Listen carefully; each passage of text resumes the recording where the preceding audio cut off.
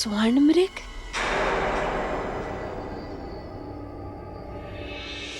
उत्तम, अति उत्तम मारीच। भटकाओ उसका मन ताकि मैं उस बालक को भटका सकूं।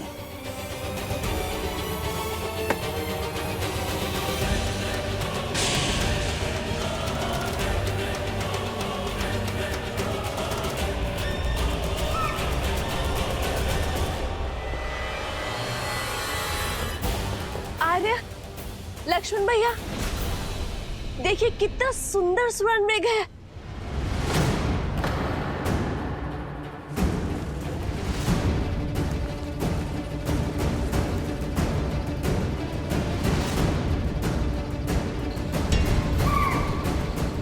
आर्य, वैसे एक बार स्पर्श करना चाहती हूँ। इस वन के हर दिव्य जीव की स्मृतियां अपने मन में बसाना चाहती हूँ। आर्य, क्या आप इस मृग को मेरे लिए पकड़ कर ला सकते हैं?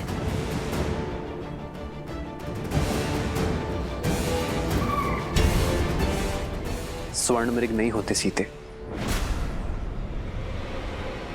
नहीं होते? तो ये यहाँ क्यों है? और इसका रूप कितना आनंददायी है आर्य। हर बार रूप आनंद का कारण नहीं होता सीते,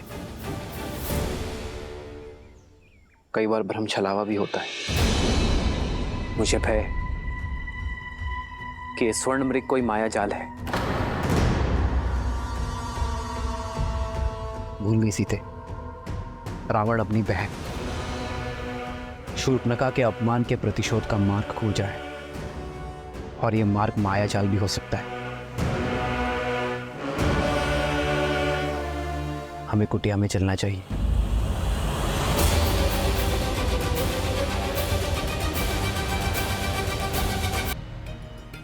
उनके शत्रु में भय उत्पन्न हो जाता है। उनका साथ होने पर मुझे क्षति पहुंचाने का दुस्साहस रावण भी नहीं कर सकता है। जो अपने भाई कुबेर का घर लंका छीन सकता है, जो अपने आराध्य महादेव को वश में करने का दुस्साहस कर सकता है सीते, वो कुछ भी कर सकता है।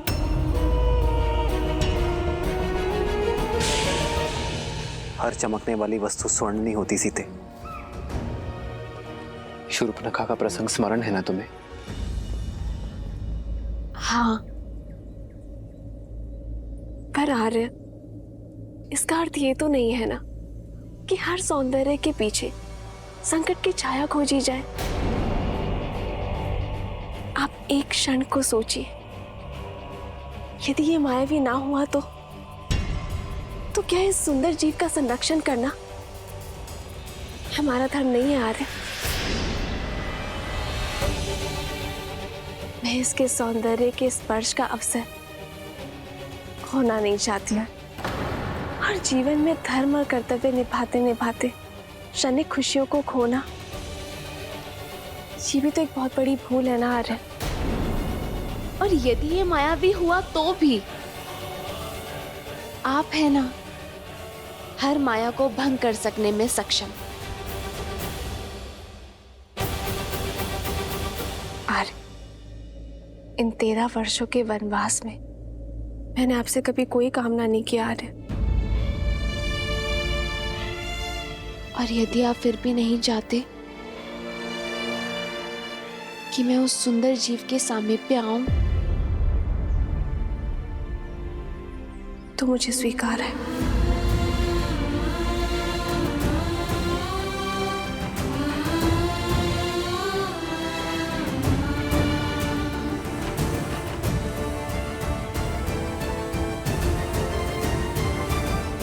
सीते,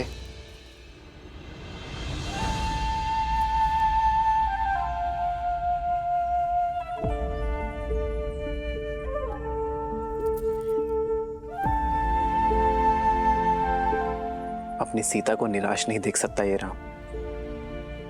यदि तुम्हारी प्रसन्नता इसी में है तो मैं तुम्हारे लिए स्वर्ण मृग अवश्य लेकर आऊंगा सीते।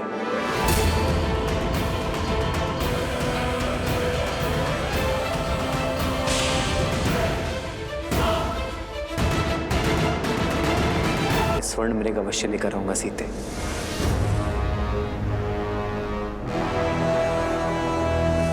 किंतु तुम्हें मुझे वचन देना होगा, जब तक मैं ना लौटूं तब तक तुम कुटिया में ही रहोगी। आप क्यों कष्ट करेंगे भैया? मुझे आज्ञा दीजिए, मैं अभी इस मृग को पकड़ कर ले आता हूं। नहीं लक्ष्मण, सीता ने मुझसे ये मांग की है। एक पत्नी ने अपने पति से आशा की है, जिसे निभाना मेरा धर्म है लक्ष्मण। एक पति का धर्म है।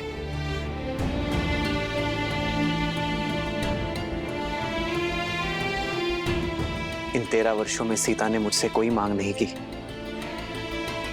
और मैं उसकी इस इच्छा का मान अवश्य रखूंगा।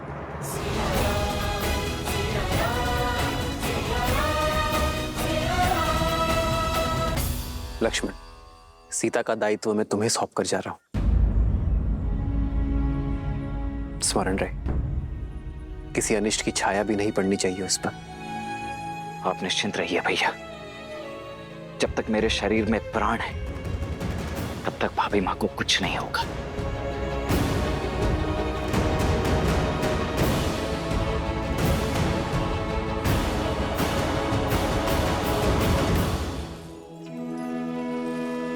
माया ठगनी न नर कछु जाने, कपट कहे मन नर न माने। विपत्ति समय बने मनुज धीरा, कनक मृग लई चले रघुबीरा।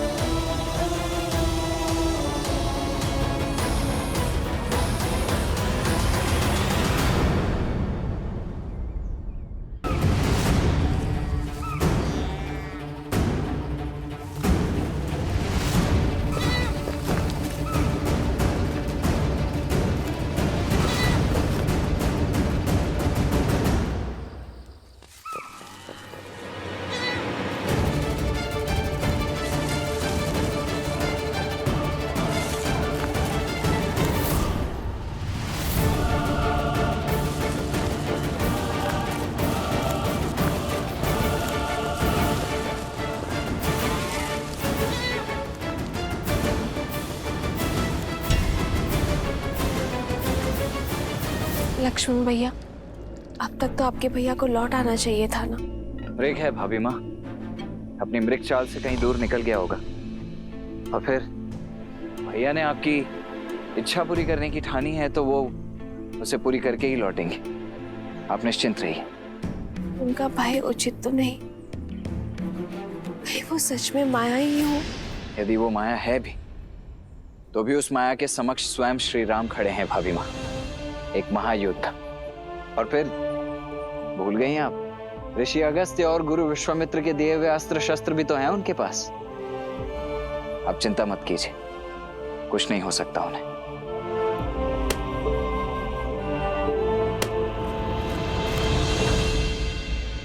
लक्ष्मण, लक्ष्मण, रक्षा करो लक्ष्मण, रक्षा करो लक्ष्मण। लक्ष्मण, लक्ष्मण, लक्ष्मण।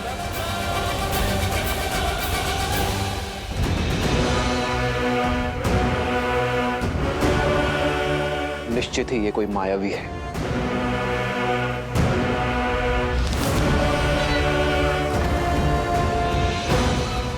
लक्ष्मण सहायता करो। ये तो आर्य का स्वर है ना। लक्ष्मण भैया, आर्य आपको पुकार रहे हैं। वो अवश्य किसी संकट में है। नहीं भाभी माँ, इस संसार में ऐसा कोई संकट अब तक जन्मा ही नहीं है जिसका तारण करने के लिए भैया को किसी की सहायता की आवश्यकता पड़े। इस समय हमें सतर्कता का हाथ थामना होगा भाभी माँ, भय का नहीं। आप निश्चिंत हो जाइए और भीतर कुटिया में जाइए।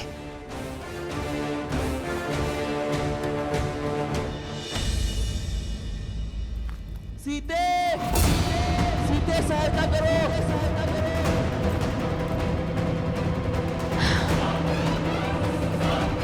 हे महादेव, मेरे आर्य संकट में है।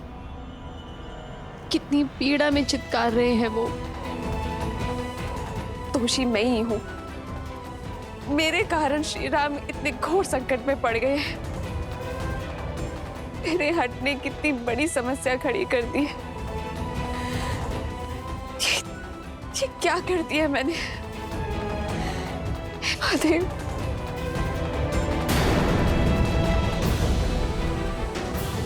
लक्ष्मण भैया, आप अब तक यही है, जाइए उनकी सहायता करिए।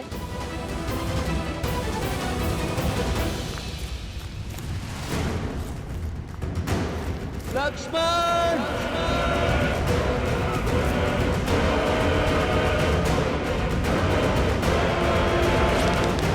तुम्हें इस छल का मूल्य चुकाना ही होगा मायावी। लक्ष्मण भैया जाइए। भाभी माँ, शांत शांत शांत हो जाइए। 14 सहस्त्र राक्षसों का सामना अकेले करने वाले मेरे भैया राम क्या एक तुच्छ मायावी के छल और बल में फंस जाएंगे भाभी माँ? नहीं भाभी माँ, कदापि नहीं।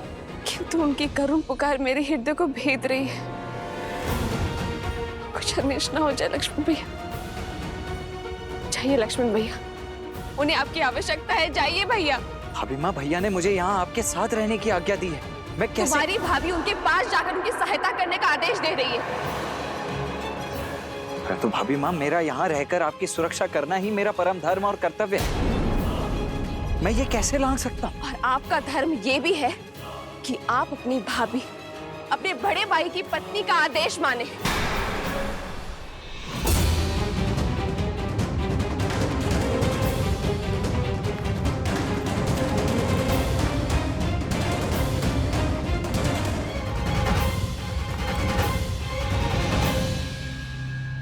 समझ गए? आप भयभीत है ना माया से? जाना नहीं चाहते तो मैं स्वयं जाऊंगी अपनी स्वामी की सहायता करने के लिए।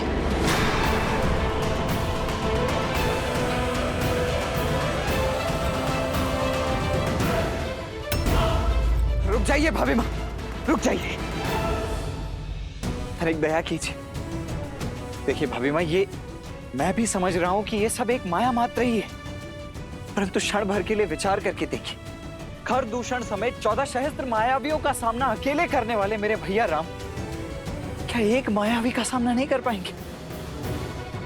और फिर भैया को दिए हुए वचन से मैं बंधा हुआ हूं भाभी माँ। और मैं श्री राम से, जिनमें मेरे अस्तित्व है, जिनमें मेरे प्राण बसते हैं। और यदि वही ना रहे तो मैं इन प्राणों का क्या करूंगी? मैं भी इन प्राणों को त्याग दूंगी। भाभी माँ रुकिए, रुक जाइए। ठीक है, आज जीवन में पहली बार अपने भैया की आज्ञा का उल्लंघन करेगा ये लक्ष्मण, ताकि आपकी आज्ञा का मान रख सकूं।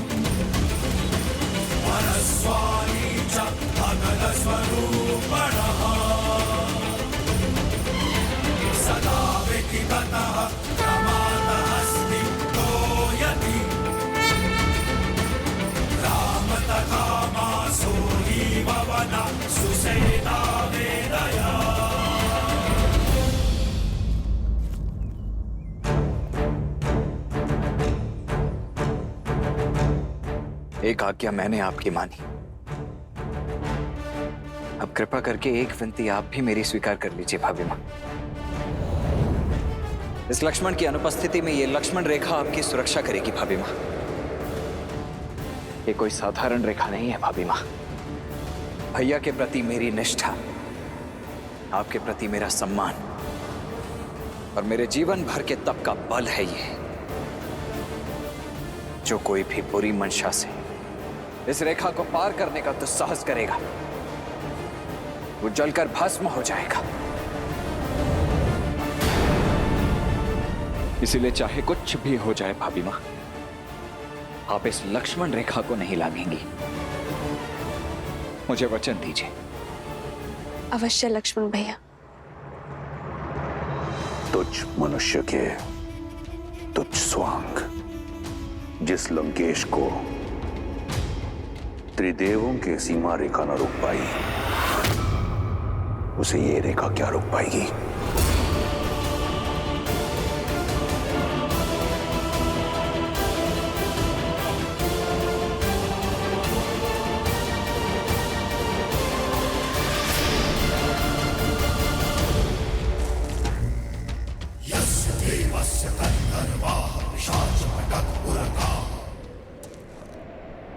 भिक्षाम देहि।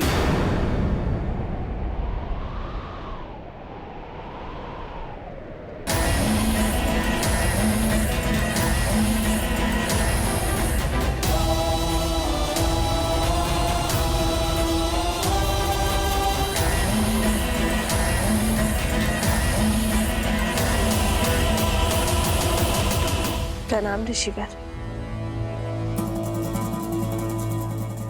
राम के शौर्य की ख्याति और आपके तेज की महिमा इस वन से फैली और मुझे यहां खींच कर ले आई। ऋषि सुतीक्ष्ण जैसे अनेकों संत संसार भर में राम का गुणगान कर रहे हैं, तो दर्शन करने चला आया। श्री राम तो किसी कार्यवश वन के भीतर गए हैं। आप आदेश करिए, क्या सेवा कर सकती हूँ मैं आपकी? बड़ी दूर से आया हूं, भूखा हूं और थका भी। यदि भोजन के साथ विश्राम के लिए स्थान मिल जाए तो बड़ा आभार होगा देवी। अवश्य, आप यहीं रुकिए, मैं भोजन लेकर आती हूँ। मैंने कहा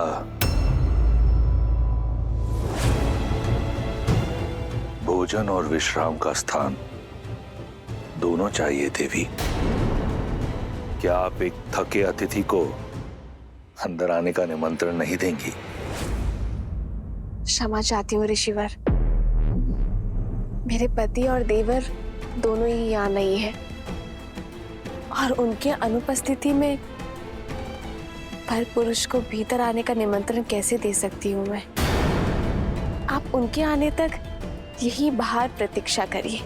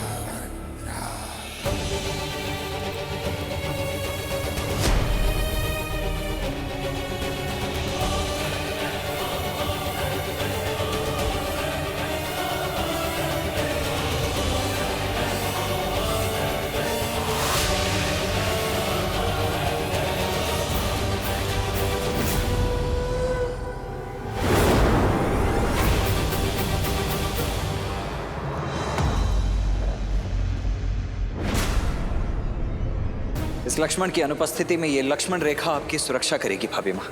इसीलिए चाहे कुछ भी हो जाए भाभी माँ, आप इस लक्ष्मण रेखा को नहीं लांघेंगी। ये लीजिए ऋषिवर, ग्रहण कीजिए। अब बैठ गया हूं, फिर से उठ नहीं पाऊंगा देवी।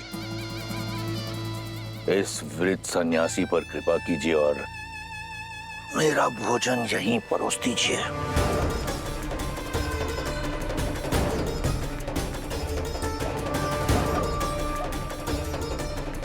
क्षमा चाहती हूँ ऋषिवर, पर मैं वचन की डोर से बंधी हूँ, ये रेखा नहीं लांघ सकती।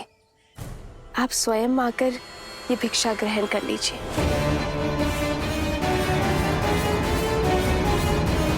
भैया भैया भैया कहाँ हैं आप?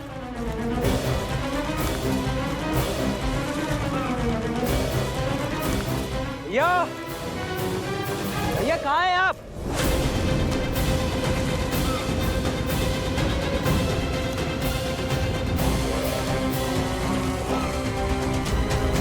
भैया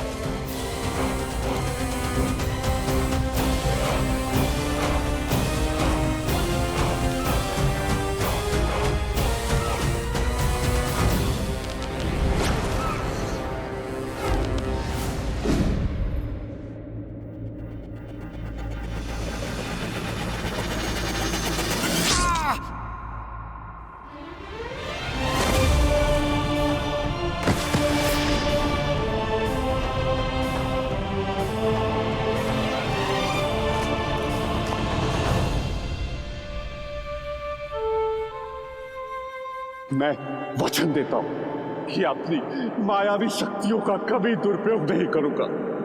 मारीच, अवसर का लाभ नहीं उठाया तुमने, फिर से पाप के मार्ग को चुन लिया। क्षमा, ये समय चर्चा का नहीं है। आपकी पत्नी माता सीता संकट पे है। कृपया करके ये भिक्षा ले लीजिए। तो महाज्ञानी राज ऋषि जनक और विदुषी गार्गी ने यही अतिथि सत्कार सिखाया है आपको, या फिर अयोध्या की कुलवधुएं वृद्ध सन्यासियों से ऐसा व्यवहार करती? ये संसार जिसकी प्रशस्ति करुणा निदान करके गाती है, उस राम की पत्नी में तनिक करुणा नहीं, केवल दो पग चलने के कष्ट से मुक्ति पाने के लिए एक वृद्ध सन्यासी को धोखा मार रही है। क्षमा करें देवी, भूख के आगे शब्दों ने गरिमा त्याग दी, परंतु मिथिला के आतिथ्य और रघुकुल की मर्यादा के बारे में इतना सुना था कि आपका ये रुष्ट व्यवहार देखकर मन खिन्न हो गया। इक्ष्वाकु वंश की कुलवधु के आंगन से कदाचित आज पहली बार एक भिक्षु खाली हाथ लौटेगा। कैसी विडंबना है, घोर कलंक। आप मुझे कुटिया में निमंत्रण नहीं दे सकती और भिक्षा देने यहां स्वयं आ नहीं सकती। तो देवी, ये भिक्षा मुझे स्वीकार नहीं। ऐसा नहीं है ऋषिवर, ना तो मैं मिथिला का सत्कार भूली हूं और ना ही रघुकुल की रीत, किंतु वचनबद्ध हूं, मैं बाहर नहीं आ सकती ऋषिवर। आप कृपया करके स्वयं थोड़ा सा कष्ट उठा लीजिए। नहीं, अब मैं ये भिक्षा ग्रहण नहीं कर सकता। भिक्षा के लिए गृहस्थ संकल्प लेता है और संकल्प लिया जाता है विश्वास से, परंतु आपका व्यवहार स्पष्ट दिखा रहा है कि आपको संतों पर विश्वास नहीं, और बिना विश्वास के लिया गया भोजन मेरे लिए विष समान है। आज्ञा दे देवी, किसी और का द्वार खटखटाऊंगा। एक ऐसा दाता जिसके मन में विश्वास और श्रद्धा हो। विश्वास नहीं होता कि ये वही कुल है जहां हरीशचंद्र, दिलीप और नेमी जैसे धर्मात्मा हुए। आज यहां अतिथि का सत्कार नहीं, अपमान किया जाता है।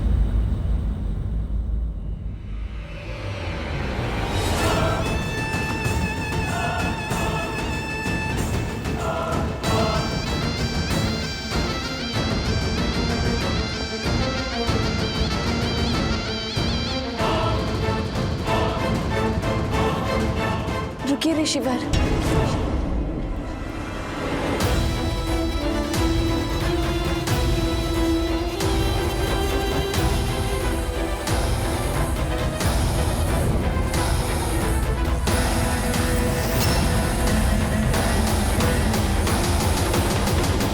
माता सीता संकट पे है।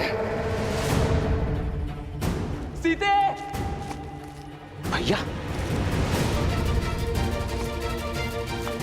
भैया! भैया! भैया आप ठीक तो हैं? वो लक्ष्मण, वो स्वर्ण मृग, वो मारीच था। मारीच? लक्ष्मण, तुम सीता को अकेले छोड़कर क्यों आ गए? तुम्हें तो सीता के पास होना चाहिए था ना। उत्तर दो लक्ष्मण। भैया वो आपकी करुण पुकार सुनकर भाभी माँ व्यथित हो गई थी। मैंने उन्हें समझाने का प्रयास अवश्य किया था, किंतु उन्होंने मुझे विवश कर दिया यहाँ आने के लिए।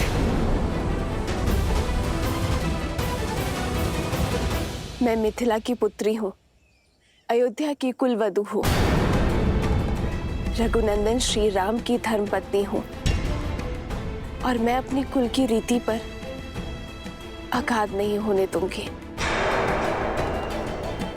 चाहे कुछ भी हो जाए भाभी माँ, आप इस लक्ष्मण रेखा को नहीं लांघेंगी। लक्ष्मण भैया, मुझे क्षमा करना। ये वचन आपकी भाभी नहीं, अयोध्या की कुलवधू को तोड़ना पड़ रहा है, क्योंकि वो द्वार पे खड़े भूखे ऋषि को खाली हाथ नहीं भेज सकती।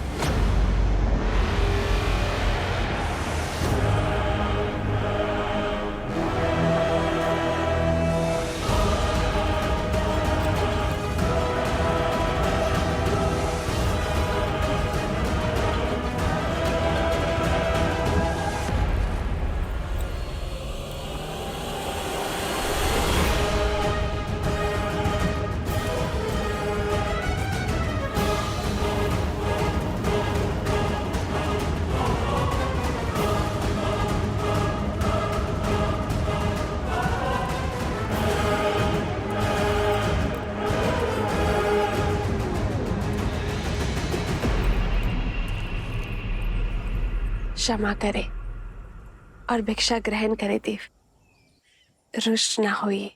भला तुम जैसी सुंदरी से कौन रुष्ट रह सकता है? तुम तो त्रिलोक स्वामिनी बनने योग्य हो।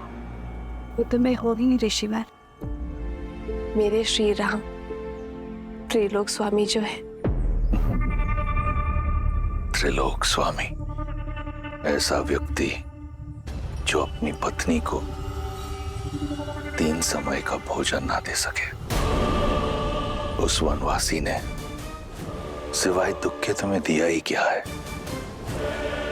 तुम तो लंका की पटरानी बनने योग्य हो। इस भिक्षा के बदले मैं तुम्हें वो पद देना चाहता हूं। तुम्हारे शब्दों ने तुम्हारे रूप का भेद खोल दिया है। तुम साधु नहीं हो। कौन हो तुम? उत्तर दो दुष्ट, अपने वास्तविक रूप में आओ। सुंदरी का आग्रह कौन टाल सकता है? ये है मेरा असली रूप। राक्षस हूं मैं।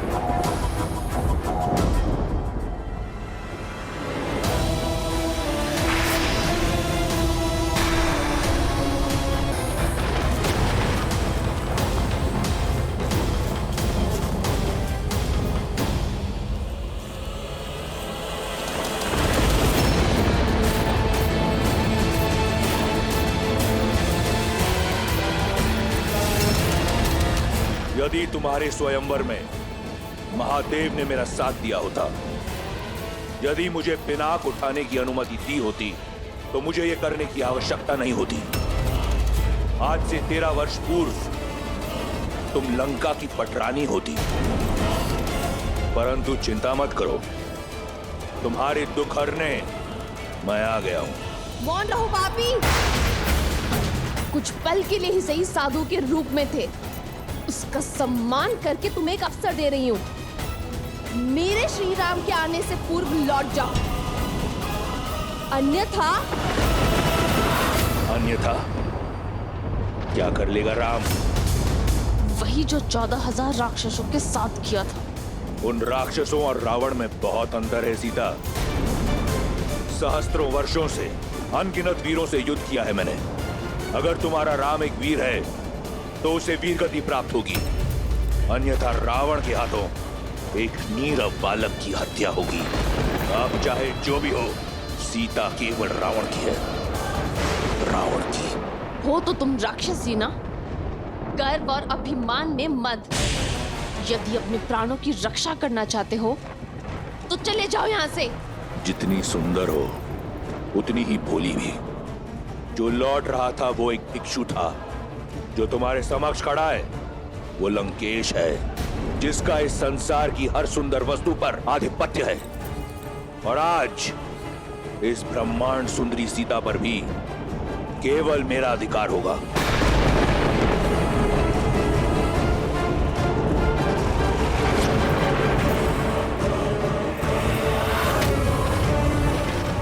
अब कोई लाभ नहीं सुंदरी।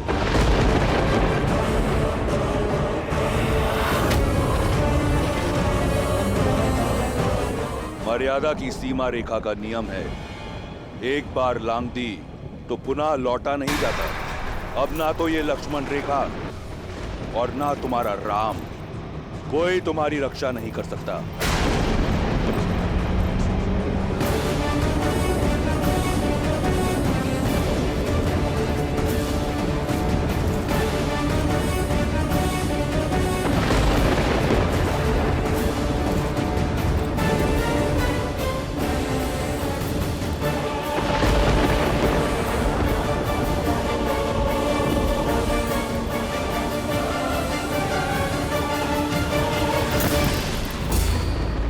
दुस्साहस का परिणाम भयंकर होगा रावण। श्री राम लंका समेत असुर जाति का सर्वनाश कर देंगे। लंका को हिला सके इतना बल किसी में नहीं, ना ब्रह्मा में, ना सरस्वती में, ना लक्ष्मी में, ना नारायण में, ना देवता, ना असुर, ना राक्षस, ना यक्ष, ना गंधर्व, ना किन्नर, ना पशु, ना पक्षी, ना नाग, ना कीट, ना भूत, ना पिशाच, ना विताल, कोई मुझे मार नहीं सकता। दुष्ट, छोड़ो मुझे। मेरे श्री राम आते ही होंगे, वो तुम्हें तुम्हारे कर्मों का दंड अवश्य देंगे। शनि और यम को दंडित करने वाले रावण को एक बालक दंड देगा। जब तुम्हारा राम आएगा तो देख लेंगे। इस समय हरण होगा, सीता का।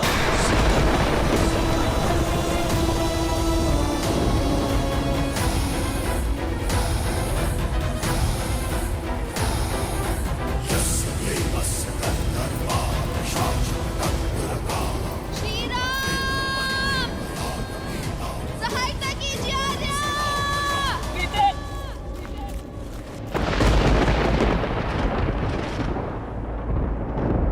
मेरी सीता संकट में है लक्ष्मण। सीते!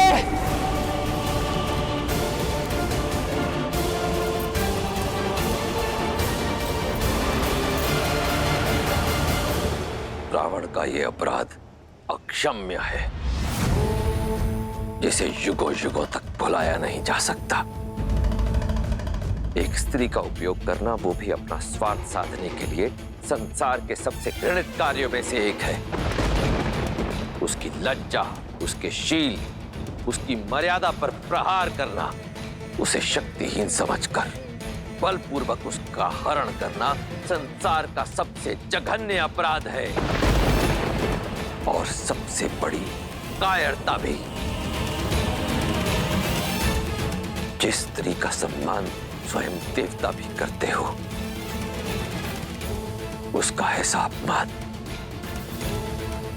इस अघोरी के लिए भी घोर है। संसार में जो भी स्त्रियों के साथ इस प्रकार का दुर्व्यवहार करेगा, उसका सर्वनाश सुनिश्चित है।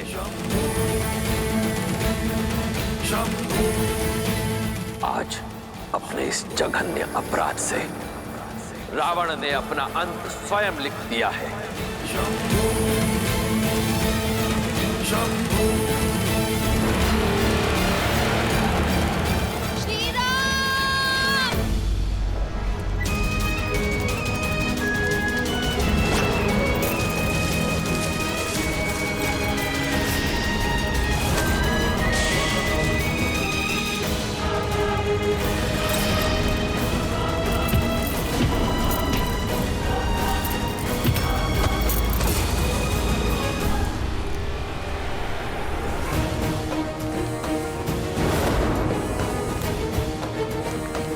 भाभी माँ, सीते, भाभी माँ कहाँ हैं आप? लक्ष्मण, लक्ष्मण तुम उस ओर जाओ, मैं यहां देखता हूं।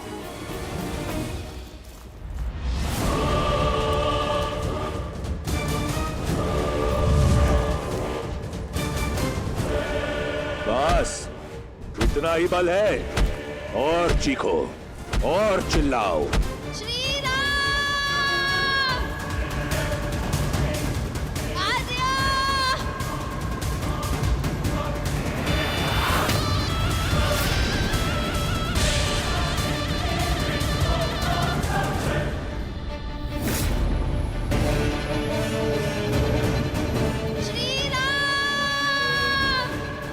चीखो और चीखो, याचना करो। जब मेरी बहन का अपमान हो रहा था तो तुम प्रसन्न हो रही थी ना? अब तुम्हारी याचना सुनकर मेरे कानों को प्रसन्नता मिल रही है। मेरा हरण तुम्हें अंत देगा रावण। श्री राम हर कष्ट सहन कर सकते हैं, किंतु रघुकुल के सम्मान पर प्रहार कभी नहीं। वो मुझे मुक्ति दिलाने अवश्य आएंगे। भाभी माँ, लक्ष्मण,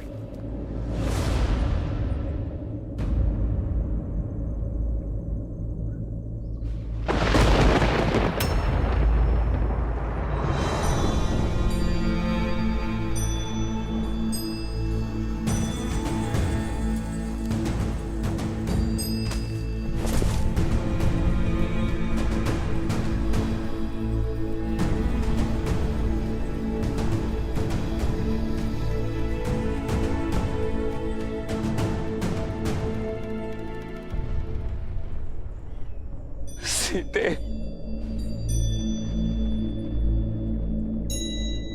सीते, सीते, सीते,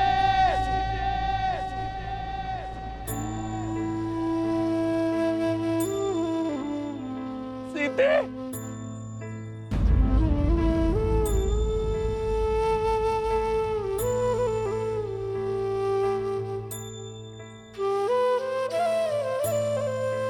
सीते,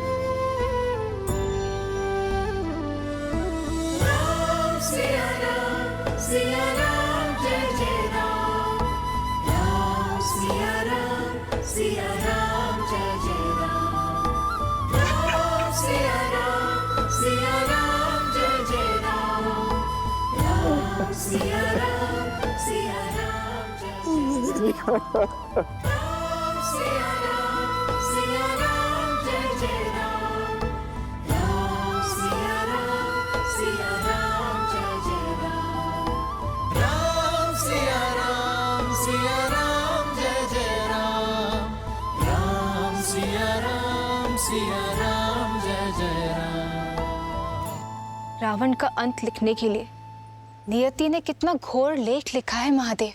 पहले भाग्य में वनवास की पीड़ा और अब वियोग की,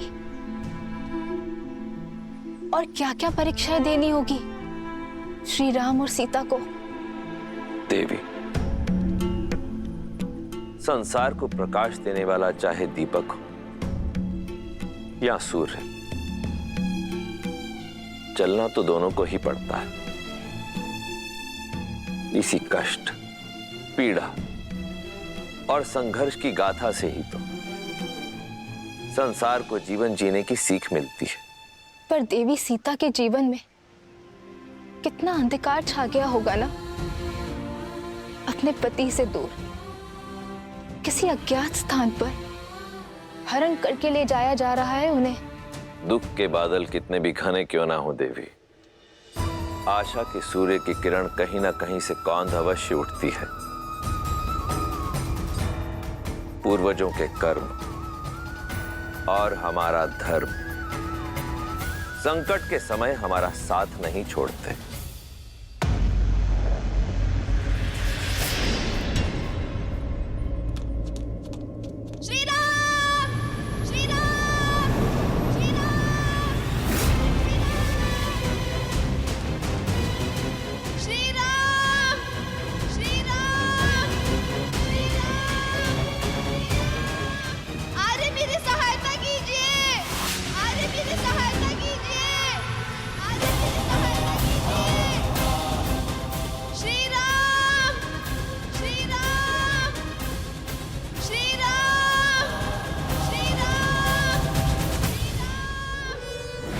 जिस रावण के भय से संपूर्ण देवलोक कांपता है, उसके बंधन से मुक्त करने ना तो तुम्हारा राम आएगा और ना ही कोई और।